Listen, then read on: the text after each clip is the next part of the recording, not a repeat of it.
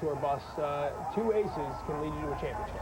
Yeah, I think it's neat the way they did it, too. I mean, they have basically, I believe, if I'm not mistaken, Schilling, Pedro, along with Derek Lowe on there, and I think Tim Wakefield's on the same. Too. So they put the four top starters there together, and I agree. I think that's great, and I think the way that, as you mentioned, these two, from spring training on, some wondered how they would get along.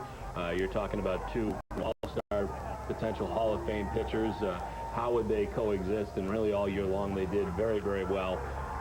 And I think they fed off each other. And it was much like a Randy Johnson, Kurt Schilling situation in the World Series a few years ago in that season with Arizona, in which one guy would pitch one night and want to better the guy the next night and do one better. And I think that's worked to their advantage. Huge, Johnny. That's healthy competition amongst two #1 starters that only added to their excellence, if you will. You know, that when you go out and you see a Pedro pitch and you're Kurt Schilling, you say, no, I can do that, I want to do that, and it's good to feed off of that combination. And certainly, you know, the pitching of the Boston Red Sox in the World Series, 20 scoreless innings from their starters. Derek Lowe gave up 1 earned run in 14 innings during the postseason.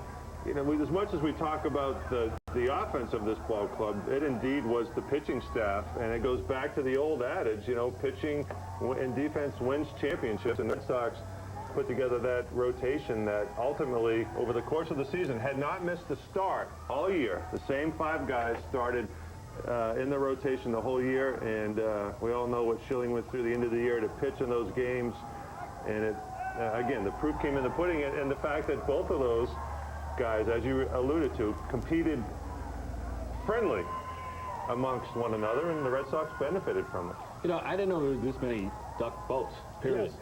I mean, that's a lot of duck boats. Utility vehicles, you know, they've grown.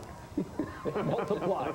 Well, you know what? They've really, I mean, I remember them coming on the scene and sort of being a neat attraction, but they've really become one of the highlights of the town. I mean, you can't go around Boston without seeing the duck tours out there, and they've done a great job. And it's neat that the Patriots, now the Red Sox, have incorporated them into the championship parade. As you look at the back end of Lansdowne Street, just about to get out to Boylston, I think maybe some of the utility vehicles have already hit Boylston Street. So the parade is on the way. They will eventually get down towards City Hall. Hazel May is manning our post at City Hall, and I believe we're going to Hazel right now. Hi, TC. Thanks for this. Well, the rain is coming down a little harder, and the temperature has dipped a bit.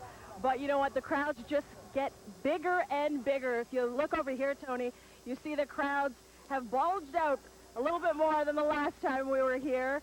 Now, we are at the corner of Cambridge Street and New Chardon. We're about a half mile from the Charles River, where the rolling rally will then proceed to. We got a lot of Nesson fans here. Hey, guys! Very excited. After 86 years, I don't think a little rain is going to keep Red Sox Nation from greeting their heroes. Okay, guys, say hi to T-Team, too. All right, back to you guys. You always get the good gig inside the studio, TC. Yeah, it's nice and warm here, Hayes. I want to keep you for 1 second because we can see that you're holding your own umbrella. Now, back in St. Louis, Don Orsillo, who's with us here on set, actually had someone holding his umbrella. So I just want to point out, that's how a reporter gets the job done. I strive to be Don Orsillo. I'm getting there.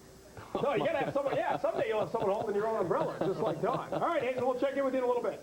Okay.